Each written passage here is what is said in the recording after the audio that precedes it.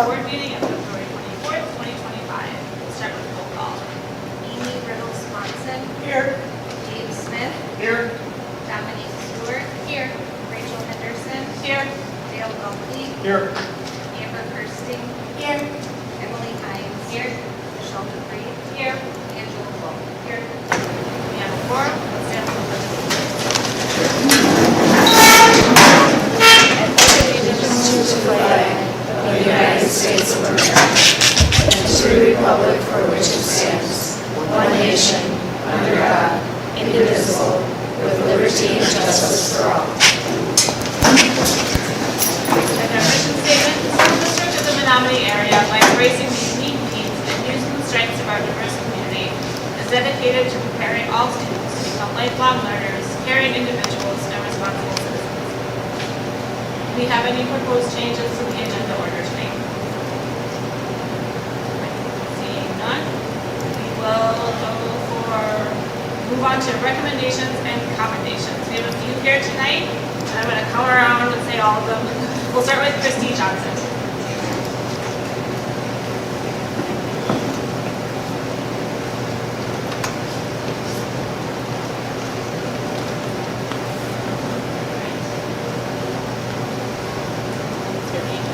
For her outstanding work as a paraeducator at Menomonie High School, Christy effectively supports students with a wide range of abilities and demonstrates excellent organizational skills that help keep students on track with their schedules and assignments. She goes above and beyond by creating supplemental materials to aid student learning. Additionally, she teaches summer school and supports school sporting events as a spectator and scorekeeper. She has built valuable connections with students and staff and is an asset to the SDMA. Thank you.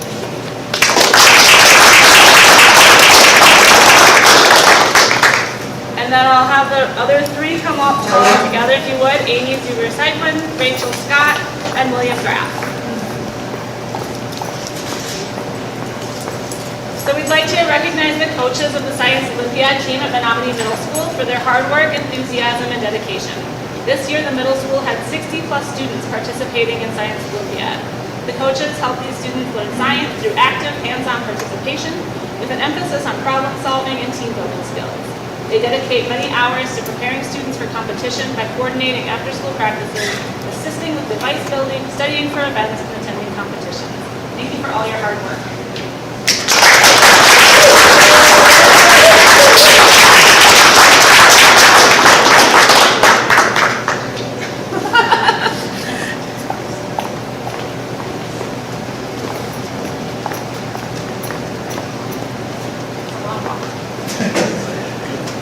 All right, next up we have community communications. No forms have been turned in tonight, looks like. So we will move on to the personnel consent agenda. I'll entertain a motion to approve the personnel consent agenda. So moved. Second. Motion by Dominique, second by Amber.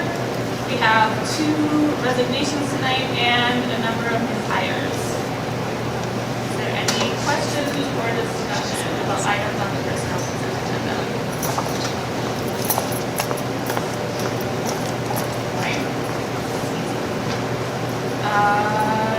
There's no question, we can vote.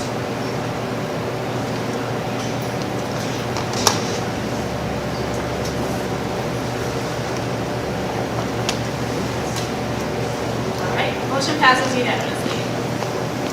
On to the action agenda. First up, we have approval of the 2025-2026 MHS course recommendations. I'll entertain a motion to approve the courses requested to run under 15 students. Second. All right, motion by Michelle, second by Angie. And this is a shorter list than we saw last time, is that right? Same. Same list, oh, okay, great. Any questions or discussion on the list of courses requested to run under 15 students? All right, seeing none, let's vote.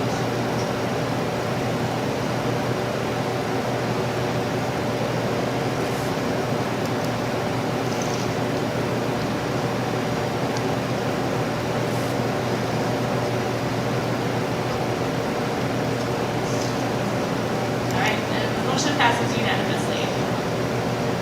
Next up, we have approval of the 2025-26 gallery salary scales and contracts. Will entertain a motion. So moved. I second. Okay, motion by Abe, second by Emily. And any discussion? This is the same as we saw at our last meeting, is that correct? So we'll take that to 2.95, percent CPI increase. Any questions or discussion?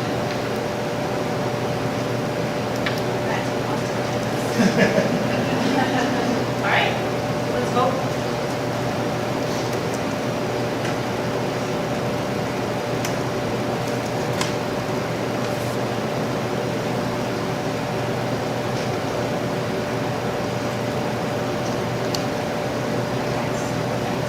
All right, motion passes unanimously. On to the discussion agenda. Our first item is a donation pledge from the National Grid for a project in process in Denton County. Do you know? Yeah, we've been contacted by National Grid Renewables about a project that's being proposed in Dunn County. A portion of the project would be in the Elk Mountain School District, a portion would be in the Menomonie School District. And my understanding is that when these permitting applications go in, there are certain requirements that have to be met related to the finances. And part of the finances typically for these projects is a give back, and in this case, they're choosing the local school districts. So the project has not been approved. This is all just in the permitting process, but in support of their permit, they like to try to have these agreements in place. And the offer to the school district is $12,500 annually for 20 years. Now, this project is not expected to be completed until 2027 or 2028, so it's not like there's going to be a windfall immediately, and it's not going to be so significant that it's going to have a major impact on our budget. At the same time, if this project moves forward, I think it's generous that they're considering our school district. We have had legal counsel review the agreement, and I shared that with you, just to ensure that there's no strings attached that could be a problem for us in the future. The legal counsel, as you can see, thought that it looked good. I guess I wanted to bring it forward to the board and just see if there was any questions or concerns. Otherwise, I think it makes sense. And I did ask a little bit of, like, is there any room to negotiate? Which is kind of hard when they're, giving you an unsolicited offer for a donation. But they said no. What they do is they take the amount of power expected, and they kind of have a scale based on that. So I want to know where the dollar figure came from, and it made sense. So I think this is where we're at. 20 years is quite a part of future commitment. Is there anything, I mean, obviously, but I was just wondering if there was any, like, thing to get out of that by third party, because 20 years seems like something a long time. Wanting it, I was getting that money, I was wondering. Legit 20 years. I'm sure the 20 years is based on the anticipated life cycle of the solar panels. So if they're going to put those panels in, they're putting them in with the expectation that they're going to produce for 20 years at least. So I think that's where that comes from. I mean, we would not be under obligation to take the donation. We could turn it down any time, I'm sure. Well, I'm not saying it turned out, I just wondered how they work. If something happened and they probably got about $500, not our side of work. Right.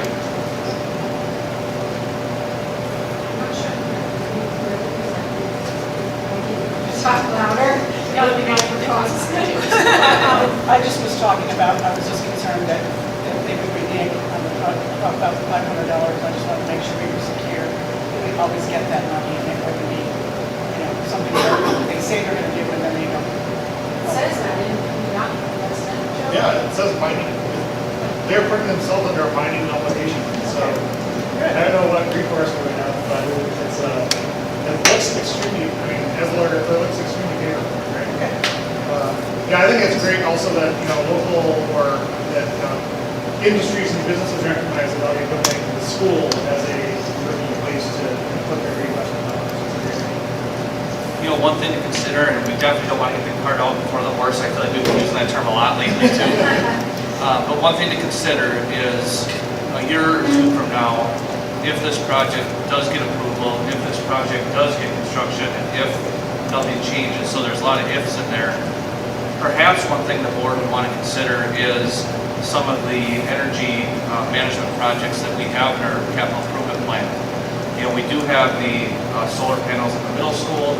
I know that there is investigation in terms of expanding our solar footprint maybe to the high school campus. You know, if we knew that there was funding coming from the solar area, that might be a way to meet some of our renewable energy goals with our energy management plan, but also it could be a nice savings for our taxpayers if we were able to reinvest this money, which would then lower our energy costs, you know, for at least 20 years. So again, that's not for tonight, not for approval, but I just want you to know that's in my head for a couple of years from now.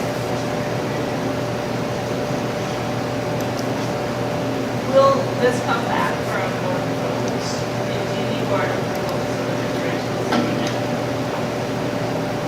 Yes, I think we would put on the consent agenda for the next meeting. I think a document like this, I think it makes sense to have the board approve.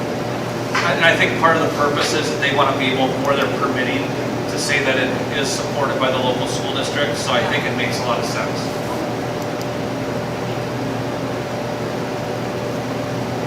Any other questions on the donations pledge?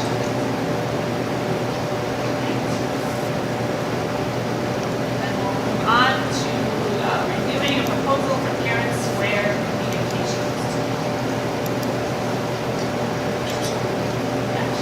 So, as you know, in our work plan, communications is one of our major pillars, and we've had goals each year about communications. Also, as we go through the strategic planning process, which Amber will report on in a little bit, communications continues to be something that's very important for students, staff, families, and community. And we've made a lot of progress. I'm very proud of the work that our team has done to continue to improve communications.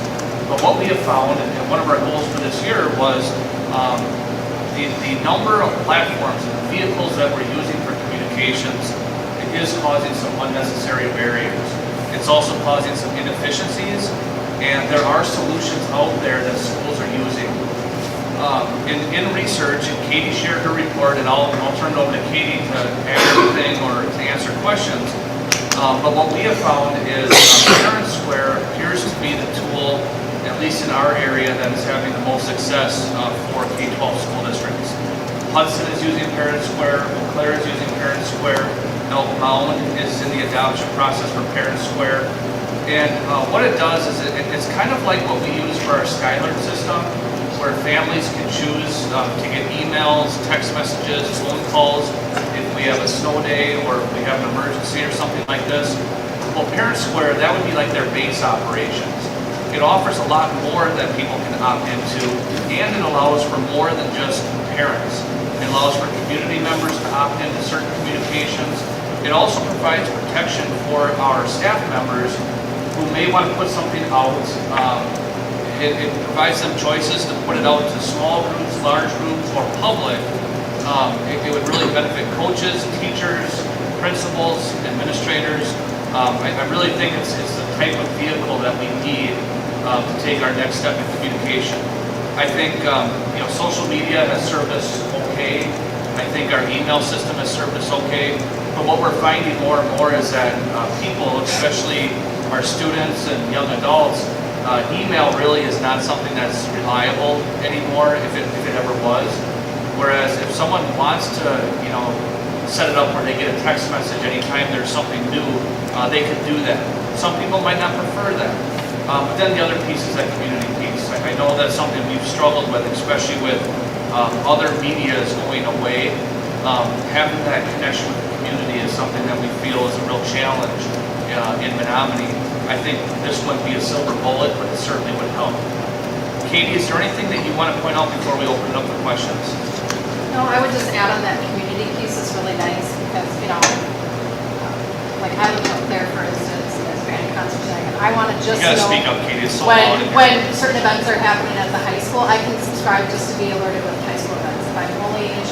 alumni events, you know, I can subscribe just to that group. So I think it'll provide a lot of opportunities for the public to, if they don't want district-wide information, but they want to know the athletic schedule, they can subscribe to just very specific information.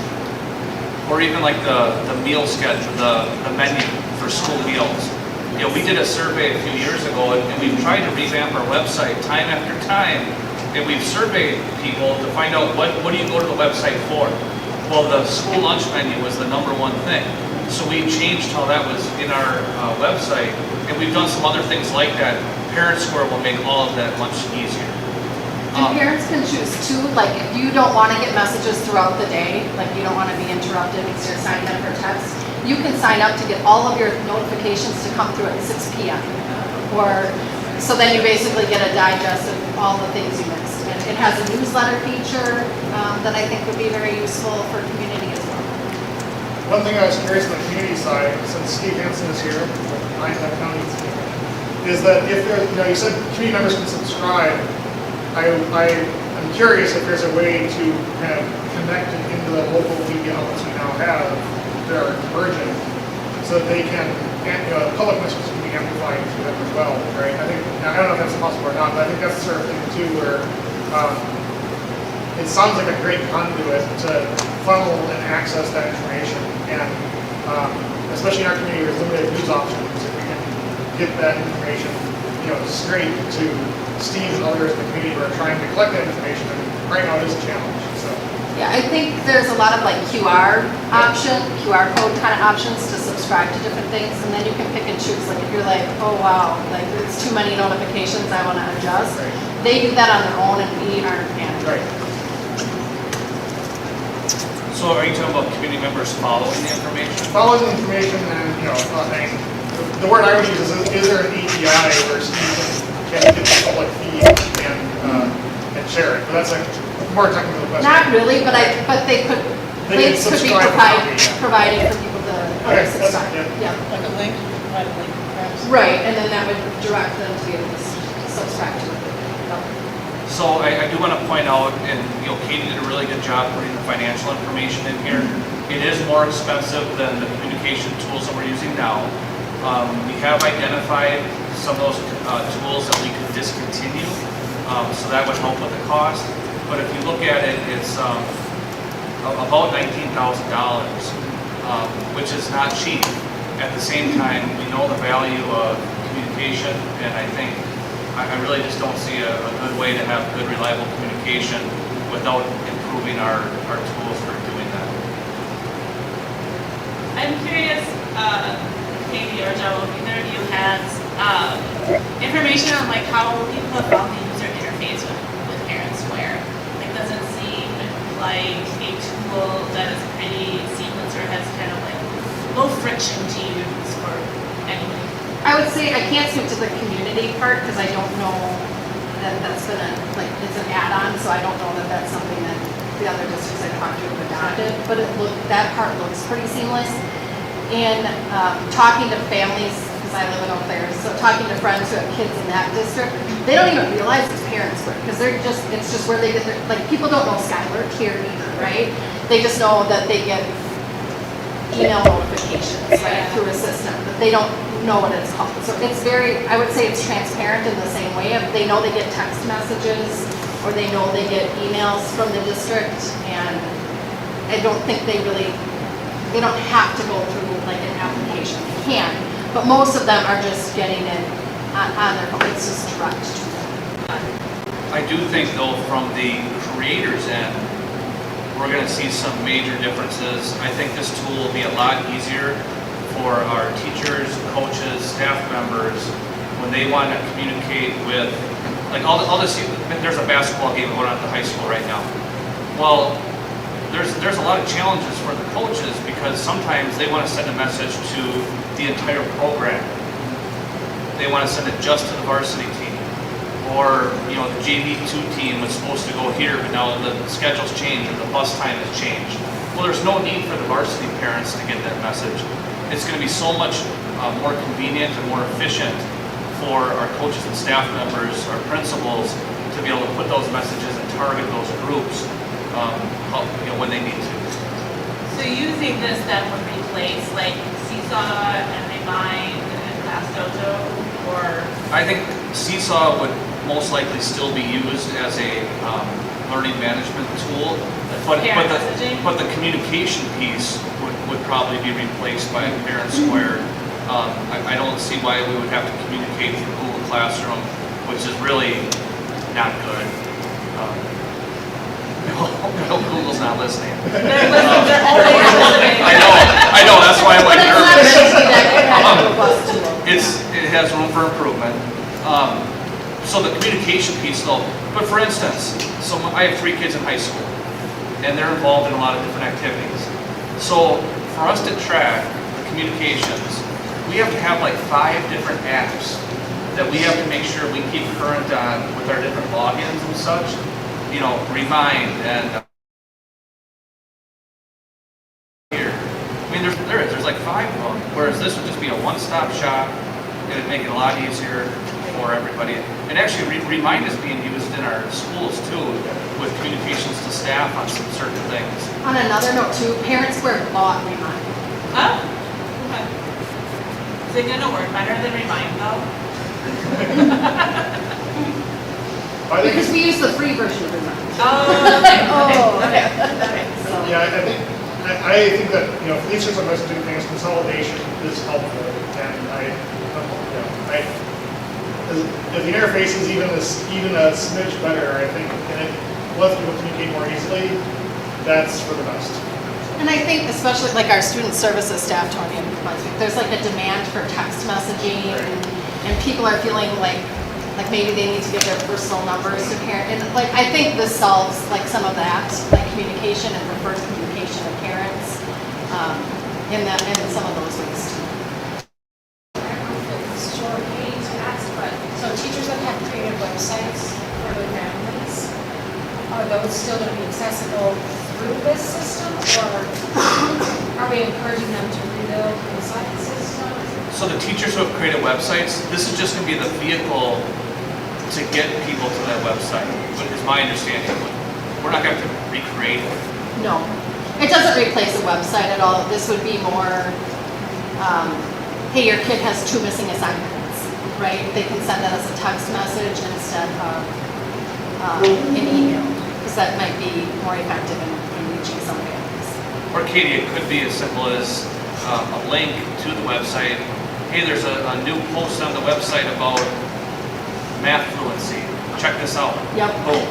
So the vehicle is Parent Square, but the house is still, the data house is still the website. Is this also what you would use for snow days? Yes. Yes, Skylar would go away.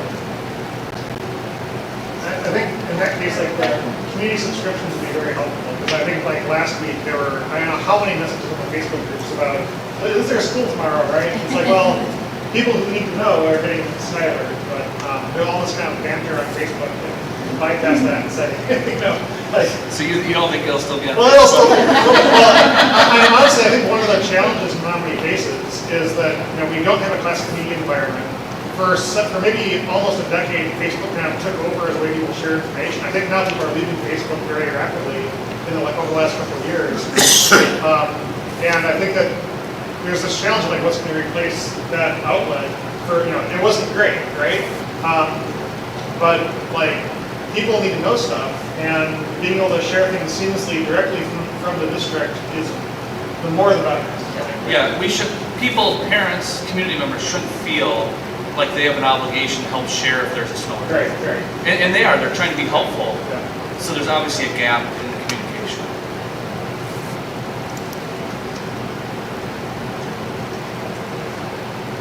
Any additional questions or discussion on Parent Square? Okay, so we will vote on this at the next meeting. Move on to a review of the initial elementary class size projections. And we should have all this information right in board docs with a link to our policy 343.1 to refer to, but do you want to? Sure. So first of all, I want to preface this whole conversation by saying it's very early, okay? I mean, we're still in February. We're talking about class sizes for next September, end of August, early September. But it's very important that we plan ahead. There's a lot of decisions that are going to be made between now and the end of the school year. I would say that really by the end of the school year, we prefer to have our staff hired for next year so that people can be ready. You know, we don't have surprises. And we do our best. Sometimes there is going to be a last minute surprise where, you know, maybe someone, you know, can no longer work the following year, or we have just an absolute abundance of kids move into a certain grade level at a certain school. There are things out of our control. But the things we can control, I think we need to talk about now, and we need to plan for. You know through Brian's timeline that was shared in January that kind of the steps here, whoa! Everybody dance. Some, yeah, take a little walk or something. Take a lap. That's our, Energy saving works really well. That was short. we save energy here in Menomonie. Anyway, you know in January from the timeline that really the first step was student requests, student registrations, and that's what you approved tonight with those high school courses. Now our attention is going to be focused on the staffing plan for next year, and I think it's the first meeting in April when the staffing plan is expected to come to the board for board approval. So you can expect to see the first draft of the staffing plan in March with a vote expected in April. But to do that, we have to try to figure out what staffing we need. The first piece was done tonight with the high school with what you approved, but now we're taking a very close look at the elementary class size numbers.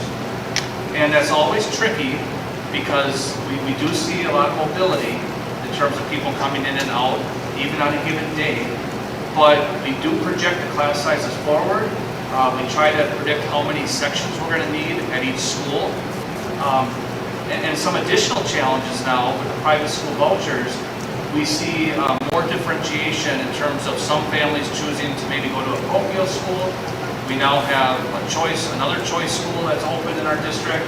So there's a lot of communication that's taking place between principals, teachers, parents, and other schools to try to predict how many kids are going to show up on September 1st. What we have for you tonight is an initial projection just based on moving the class sizes forward, and then in kindergarten, taking the kids who are currently in a 4K program and projecting which school, based on where they live, which school they would attend. And you can see that we do have a very similar setup as we do this year, except for the fact that at River Heights, we would expect a little bit of change there, and also at, help me out, Tonya. So at River Heights, are you talking about the yellow? Yes. So at River Heights, if you look at 4th and 5th grade, it looks at reducing 4th grade by one section, because currently that 4th grade has 4 sections. So that 4th section would move to 5th grade. So we would just bump that up. And then at Wakanda, currently our kindergarten has 2 sections. So we would move that 2 sections, they would go to 1st grade.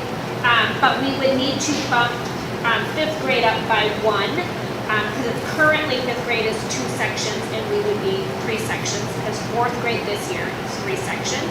So there's not a reduction or an increase in the amount of teachers, it's just where those teachers, what grades those teachers will be placed in. So really it's a staffing neutral right now. But we also want to point out there's a couple other grade levels that we're watching very closely. For instance, River Heights Kindergarten. Right now, it's looking like that may require another section. Same thing with Oak Lawn 3rd grade. So those are kind of on the high end there. The ones in blue are ones that right now they're looking a little bit low. And whether or not those sections would be needed is a decision that'll have to be made really by the time we get the staffing plan in April, because then we would try to staff whatever sections are needed between April and the end of the school year. I think the one, and that's not really unique. We've looked at these sections now for several years. The one that is really unique, and the one I think that needs some attention over the next several weeks, is the kindergarten class at Downsville.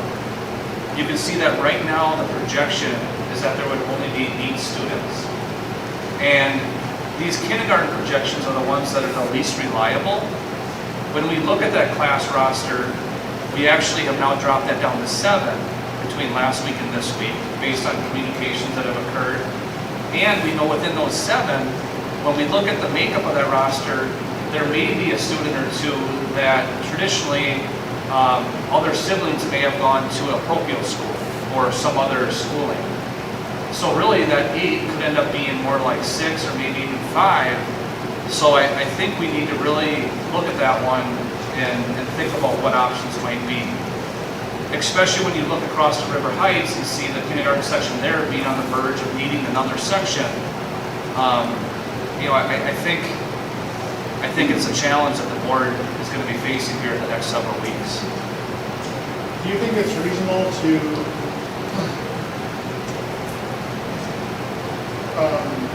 advertise in-district transfers to parents of River Heights, knowing that there's space left with them?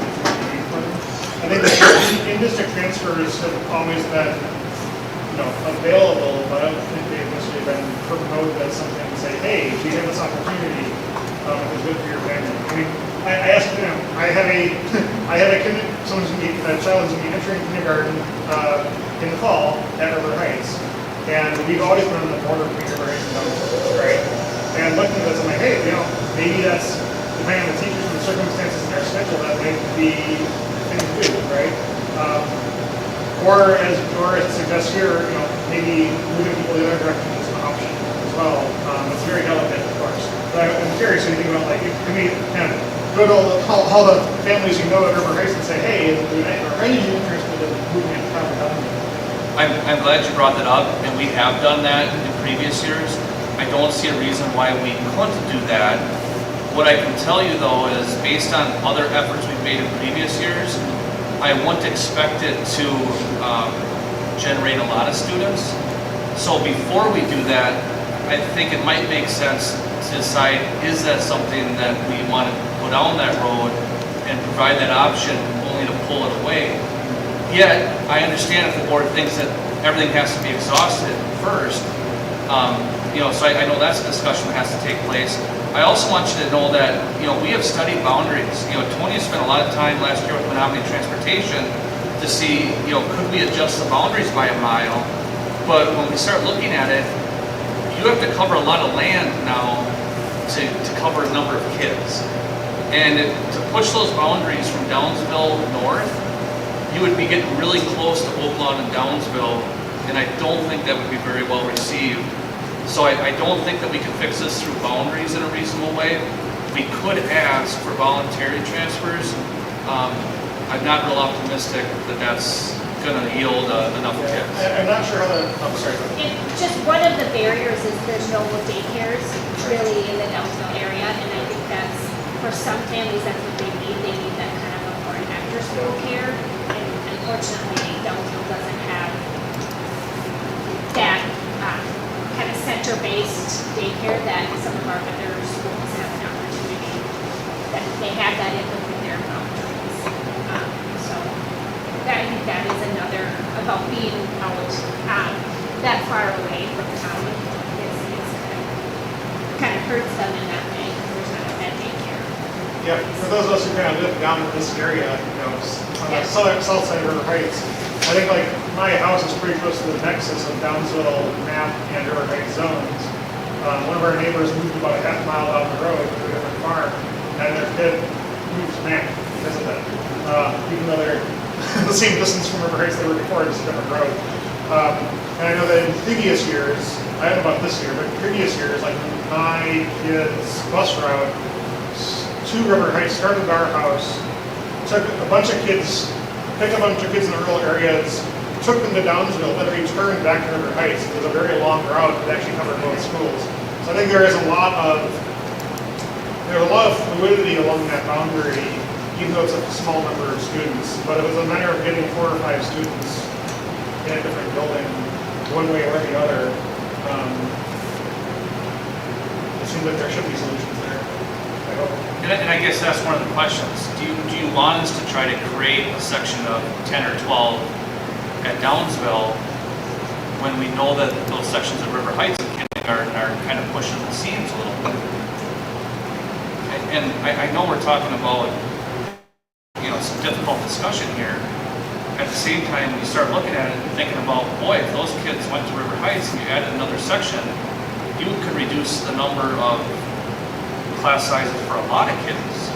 Instead of just one small section of kindergarten, you could have 4 smaller sections. They won't be as small, but they would be more manageable.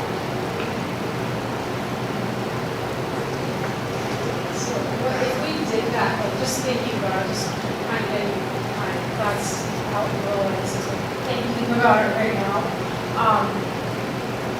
So the next year, would they be able to stay then where they were?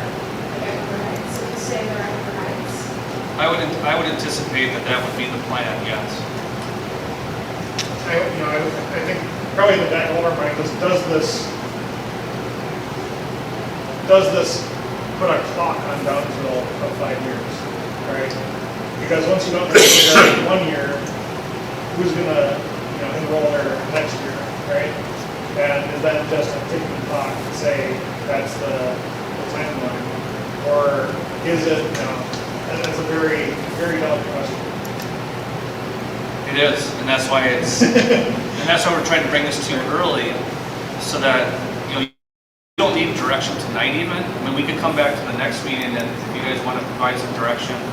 But if you just look at the class sizes projected next year for Downsville, starting at kindergarten, it's 8, 14, 12, 12, 20 in 4th grade, and 14 at 5th grade. And when you compare it to the sections in town that are pretty much all over 20, it's getting pretty difficult. I will mention as well, one thing that people want to be thinking about is, I do have a granddaughter coming in next year into kindergarten, she's in the 4K now. And where she lives out in their farm is out she's in River Heights boundary, but maybe you're talking about her cousin who moved from that land literally to the block behind and is now going to Nat. So, but my little 4K-er has an hour bus ride to and from. She's only 4. And she's riding an hour to school. She's there for a couple of hours and then an hour home. So she's on the bus during the day almost as long as she is in school. And she loves being in school. She's so happy and joyful, but absolutely like throws a fit about riding on the bus because it's just so long for her. So that's something parents would want to be aware of. Decisions are being put out there. And I do want to say explicitly for myself, I know personally that both River Heights and Downsville are amazing, fantastic schools. Yeah. So this is not like, there should be no undercurrent of like, this is Downsville versus River Heights. Like, these are fantastic schools all around. The question is how to make the best of the students involved. Well, we also want to consider the staff. Right now we have several positions that are open based on retirements and such. And we'd also like to be fair to staff members by having this discussion in February so that staff members that potentially could be impacted have plenty of time to make any adjustments that they may want to look at. We want to be respectful of them as well.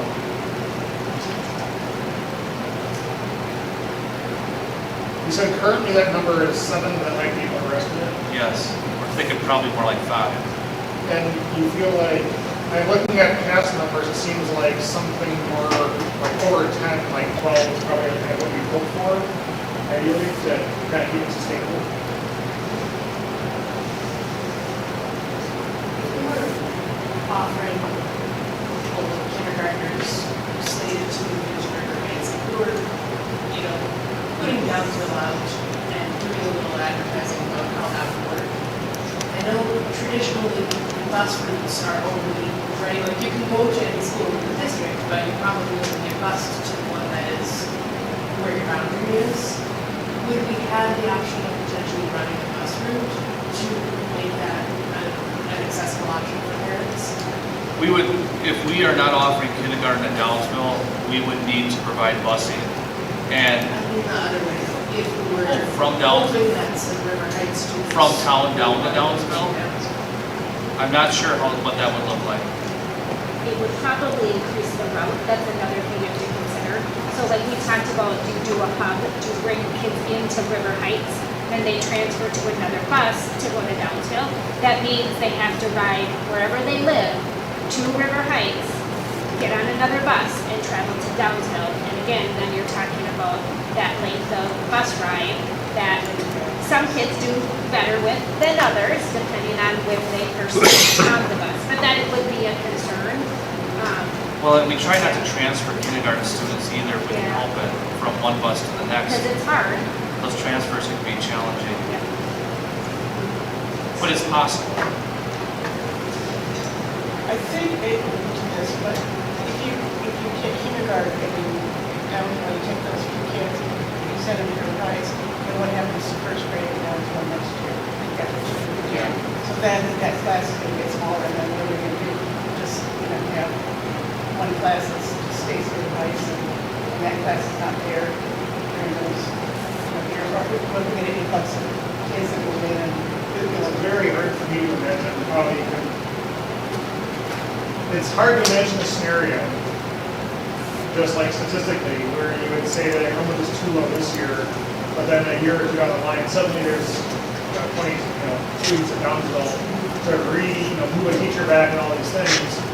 That seems, to me, that seems very unlikely, and it seems like it's a one-way street, which, I think there's two options, well, at least two options. One, the board could just decide that, okay, that's it, and, we're no longer going to offer new sections at Downsville. Or you could wait and see what the numbers look like next year. I mean, this is the lowest we've seen. It is possible that next year could be higher. I don't think it would be much higher, but we don't know that for sure. So you have kindergarten first grade split class. Yep, that's another thing we could do is look at a multi-age class. There's only 14 first graders next year projected. So if we add 5 to that, you're at 19 kids. Especially with what we're doing with Act 20 and the science of reading, I think academically the better option would be to combine sections with River Heights. But if we wanted to try to commit to keeping a section at Downsville, I think that's one option that could occur. Brian, do you have anything to add to that? All I'll say is having some experience with multi-age classrooms in single section buildings is a big challenge because that teacher is teaching 2 grade levels worth of content while the numbers are smaller. You're trying to balance that, and you can't just say, well, one year we're going to do kindergarten curriculum with everybody, and one year you're going to do first grade every other year. Like that doesn't work. So that management piece becomes a big challenge logistically. I was looking for clarification about what the recommendation is, if you're saying, I have no recommendation at all. I'm just trying to figure out what the options are. Okay, I was I'm just just trying to working figure on out what, if you were trying to say we should advocate for River Heights to transfer to avoid that loss of pay, or? Okay, so, yeah, the questions I was asking were more just trying to get a grapple on what the aspects of the problem are.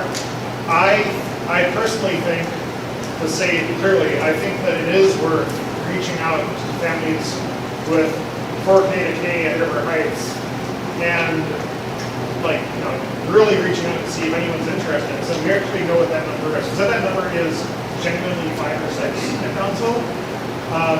And that's very rigid, then we're in a different situation if it's 5, but it could be 12. And, there's a lot of, 70 whatever kids at River Heights, moving 4 or 5 students one way or the other could make a huge difference. And maybe those 5 families would be happy to, if it's more convenient or something, or maybe there is not. But I think I think that's worth pursuing with the individual, families or however, whatever it takes to kind of do that outreach, just to know if it's even possible. I lean towards that as well, and especially framing it, as you said, Amber, as advertising it versus like asking volunteers for tribute. Like, Yeah. because I do know some families who did choose to go to Downsville and love it for the fifth and better, even though they're not close to it, right? So like, well, I said families, but I have family. So I think that's a good possibility to look into, especially it's hard to say exactly what to do right now. We can definitely do that between now and the next school board meeting.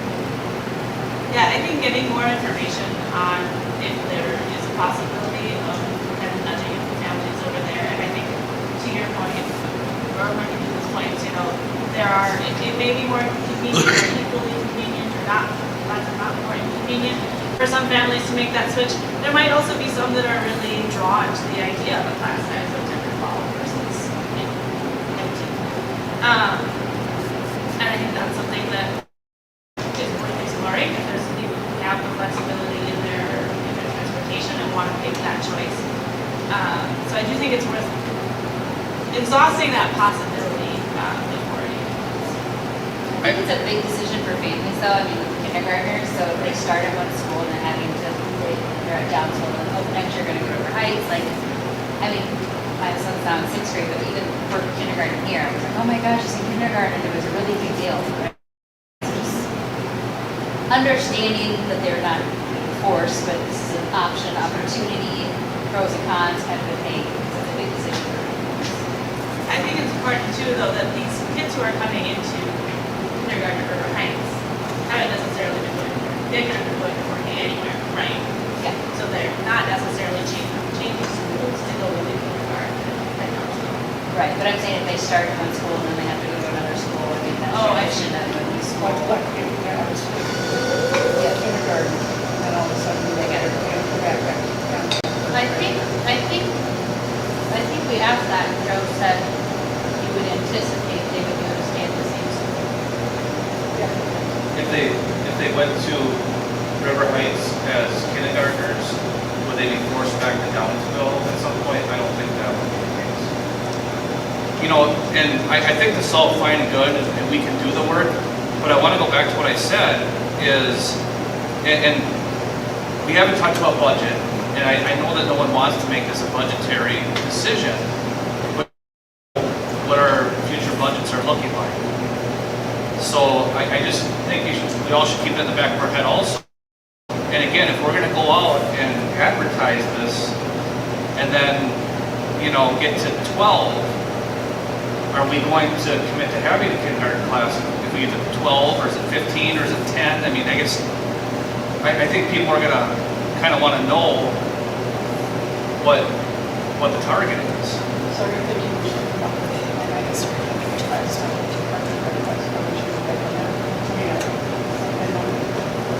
I don't, does the board want to?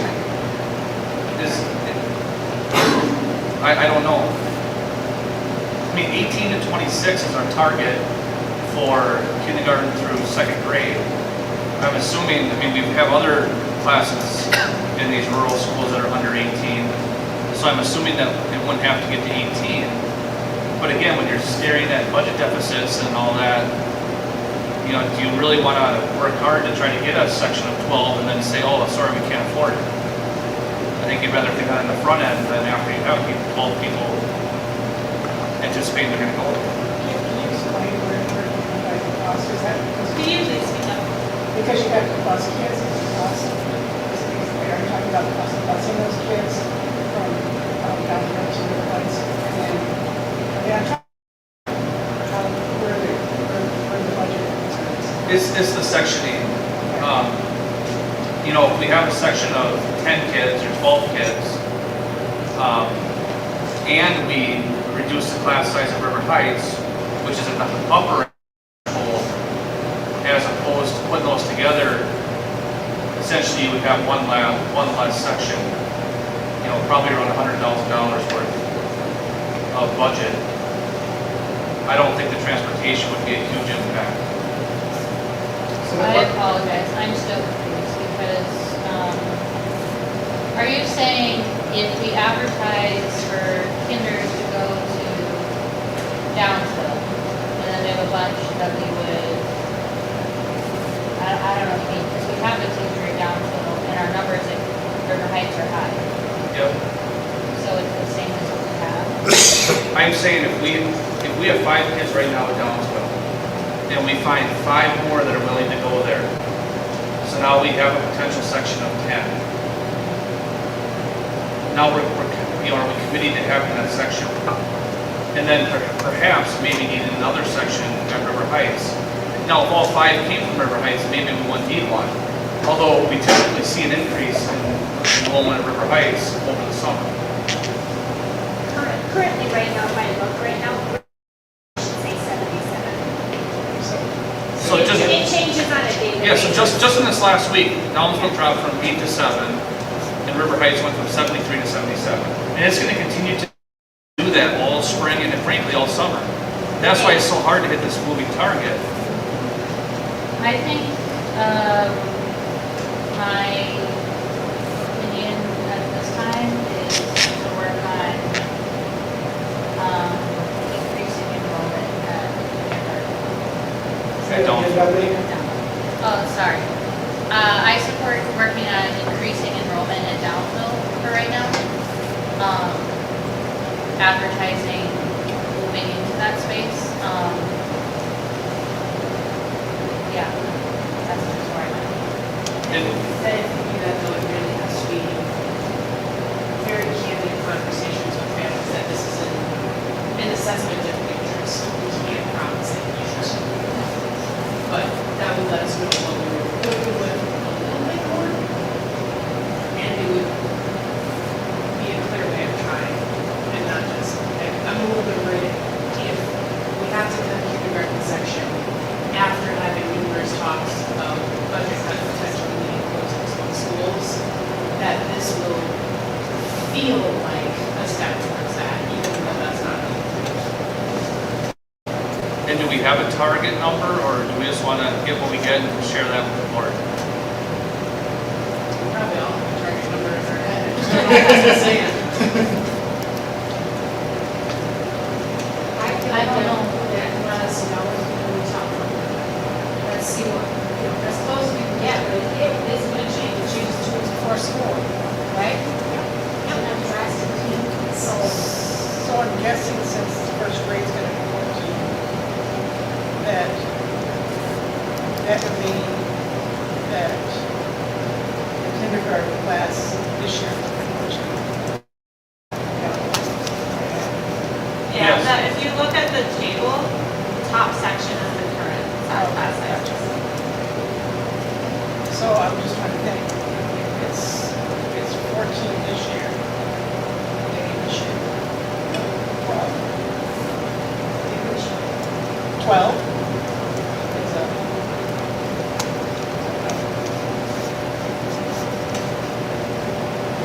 I don't understand what us putting down a number right now means if we're still asking people. We're going to get asked what's the likelihood of it happening. And I think people will be more apt to say they're interested. I think it's a realistic possibility. But if the board's not there, that's fine. I threw it out there as an option.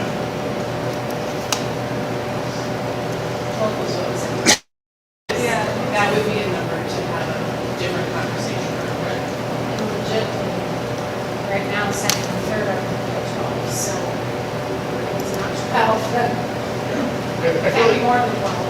I feel like if the number right now in that box were 12, we wouldn't be having this conversation.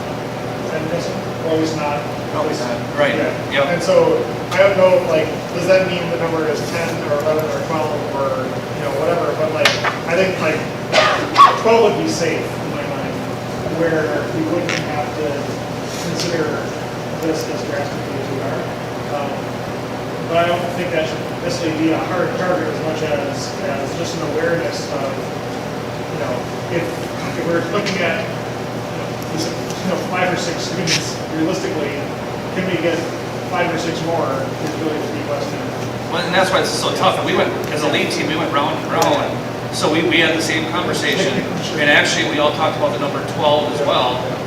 One thing to consider is that if we're at 5 and we're trying to get 12, so now you're talking a class that's going to have more kids not from the Downsville attendance area in that class.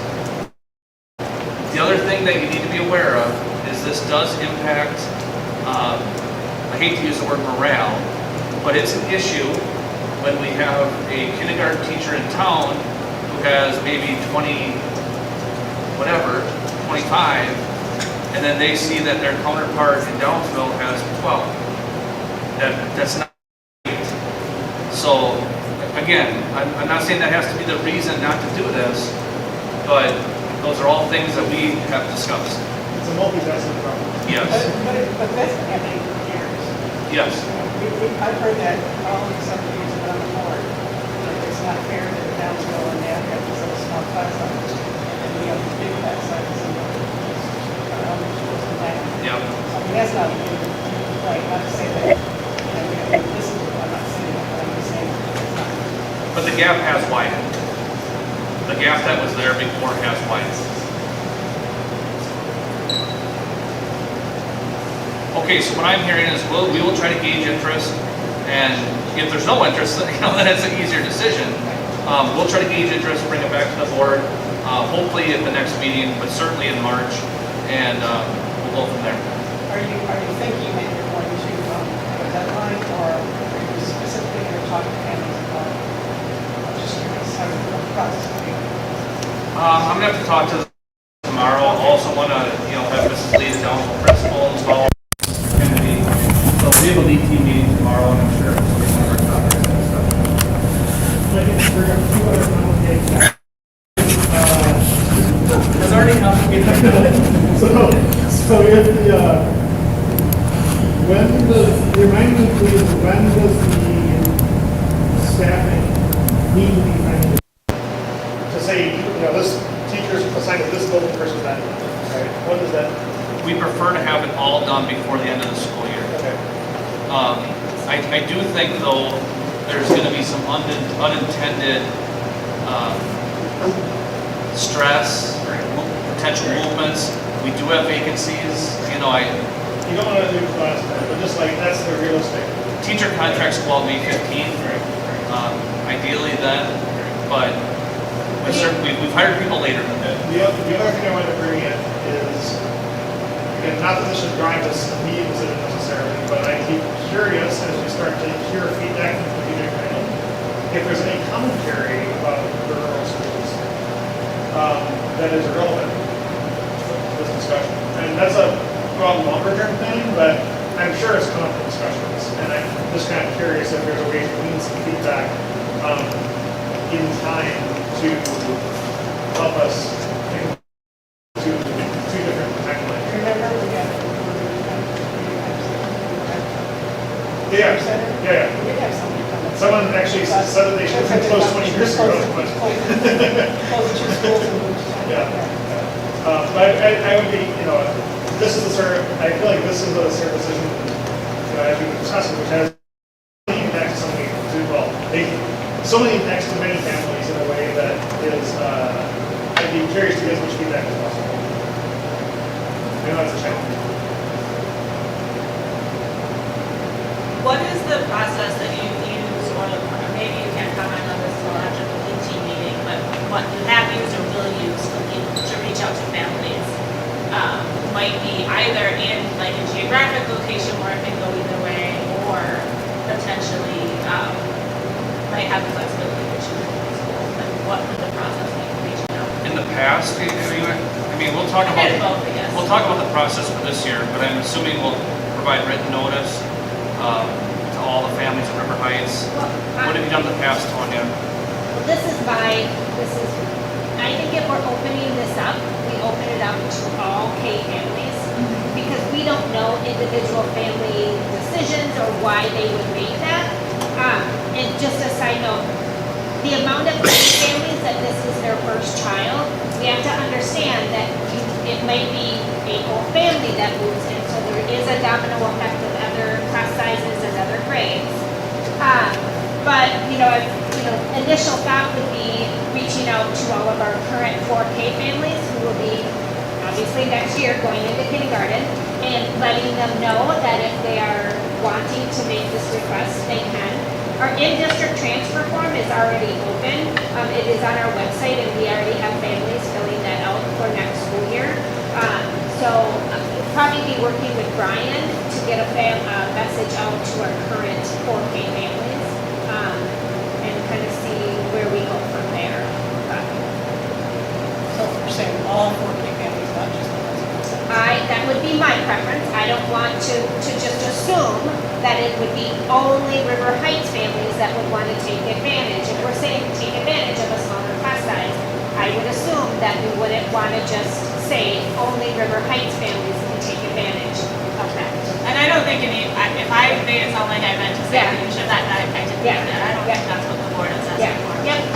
Would that sort of communication include information about like this can offer you a much smaller class size? Well, that's what we would probably have to talk about. Okay.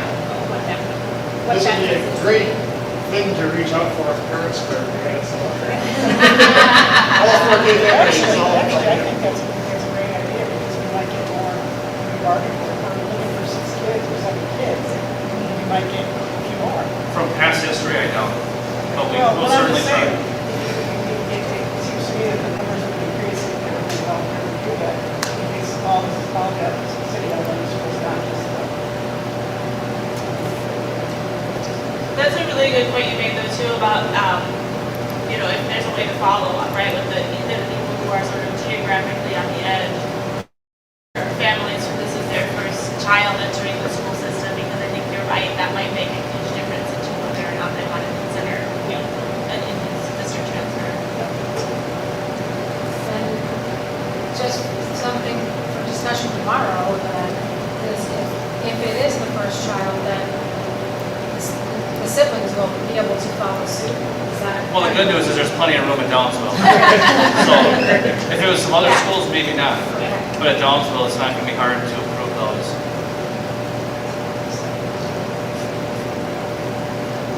So this has been helpful. So what I'm hearing is the board would like us to really make a good effort to try to maintain sections of Downsville.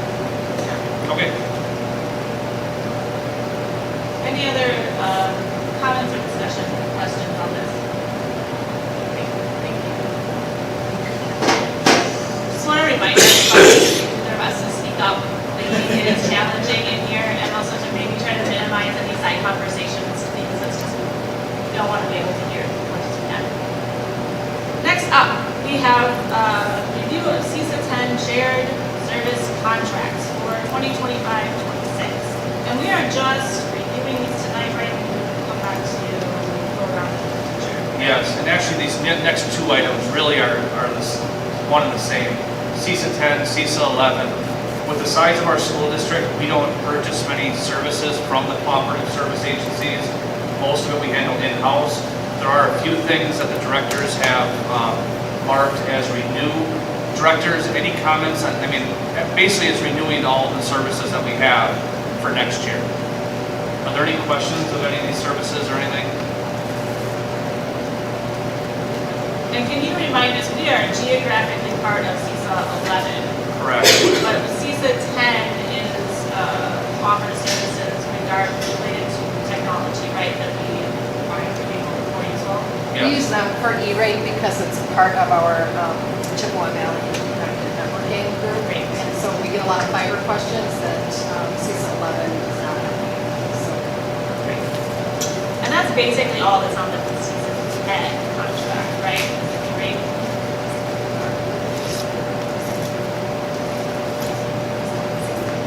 I think we also get support for buildings and grounds through CISA 10. environmental services. Okay. I missed that.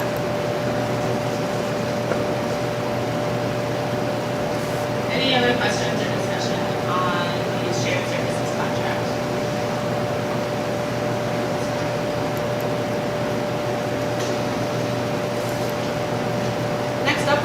a strategic planning update. We'll hear from our liaison to the strategic planning committee. Things you want to just take it away? Yeah, sure. You all know that I'm a strategic planning geek, so I am really excited about this process, but I'm particularly excited to share something that is going really smoothly. We had the meeting of the strategic planning committee, and so we got to hear a lot about how Joanne and Brian, where they are in the process, if we're on track time-wise, so we look and have that first meeting. It was really nice to see how everybody came together. It was, even in the first meeting, people were very open and willing to share their opinions, and that was so there have been 18 listening sessions, and some of this is in the content. You can see the meeting minutes and all of that. But out of those 18 listening sessions, they gathered information and feedback from 277 people. And so they said those numbers are great. You know, this is what they do for a living, and they're doing this process over and over in a lot of districts. And they were very impressed with the amount of participation we had from the community. And for me, what was cool is in that very first strategic planning meeting, everybody was saying, I didn't think of that. What a cool perspective. How nice it was to hear what, you know, for me it was great to hear on particular things what teachers were saying, or things that I get the parent side of it, I get other sides. It was awesome to, even in this group of people, be getting really different input and different thoughtful ideas. And so right now, they're in the process of taking all of that data, which is qualitative, not quantitative, so it's not as simple as plugging the numbers in and adding them up. It's really analyzing and coding all of that to find the common themes. And so this week we're looking forward to having those key themes and then going back and reviewing not just what people are saying, but are there things that are missing? Are there voices we haven't heard? What's captured? And that's going to shape the survey that will be going out. There's also going to be listening sessions with students once those key themes are identified, so we can hear from them and say, okay, this is what the community's thinking is important, this is where we're at, this is what's driving this. Do you agree? Is there something missing there? And so they're being very thoughtful about gathering that perspective too, which I'm excited about. But yeah, so the next meeting will have those key themes and really start digging in. And the other thing that was really fun about this is we talked about what everyone was looking forward to, and almost to a person, everybody was like, I'm looking forward to doing the work. Like, I want to dig in, I want to do this. And so there's great energy, and we just have such a passionate community that cares about the kids, and finding a way to bring all of this together has been a really positive, and also it was fun. Small words like that. Right, like, when you get a room full of people being like, I can't wait to work hard for free. and that's what it was. It was great. I love your enthusiasm. I also had a lot of coffee. If I could just add, I also appreciate, Brian did a really nice job. We really started after we did some team building stuff, kind of environmental scan of the first two pillars. And that's kind of where things are starting is, where are we at? That environmental scan is such an important piece. And then from there, where do we build? And, I think Amber really reflected that well with the part that, how are we going to develop that building piece and get all those voices? And then, the survey should help us too if there's anything that's been missed.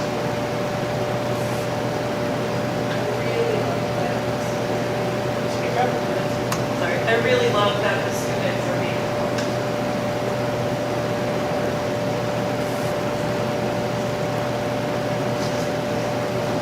I was about to ask if the next meeting date is scheduled. It looks like all the meeting dates are scheduled, is that right? Okay. That's very good. Yeah, that's really wonderful to hear that.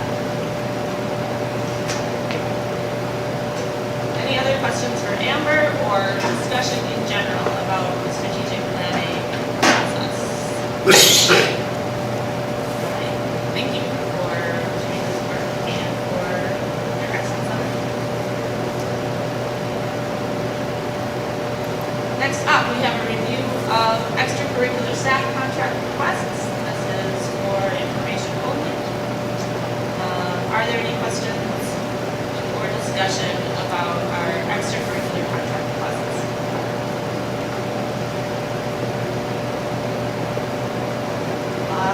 Musical starts with me, right? I get to just watch this. That's okay. All right. Then moving on to items related to next meeting dates, board committees and reports. March 10th, we have a regular school board meeting, 5:45 at Wakanda Elementary School, and there will be a tours there starting at 5 o'clock. It's not on this list. We have a health and medical committee meeting this week, is that right? Do you have Thursday the 27th, health and medical 27th. committee? Yep. All right. Strategic planning steering committee meets March 11th. WASB day at the Capitol is March 12th. And we have 3 of our school board members going to that. Wonderful. Thank you for doing that. March 17th to 21st is spring break. We'll have our special school board meeting March 24th at Knapp Elementary School. And April 3rd is our joint PAC board meeting at CISA 11. And are you our delegate to that? No, that's when I think the board member wants to go. The delegate is always the first Monday in June. Oh, okay. Okay, so anybody can go to the board meeting at CISA 11 in Turtle Lake on April 3rd. Should folks register with Jenny or can I just go? Yeah, register with Jenny, just to let us know. You can see the speaker, Joe Sanfilippo. I think several of you saw him in Milwaukee. You can see him again in Turtle Lake if you'd like. Get that book autographed. There you go. And then our April board meetings are listed below, and I can read them all. Any questions about items related to future board meetings, committees, and reports? All right, then I'd like to suggest we take a 5-minute recess before moving into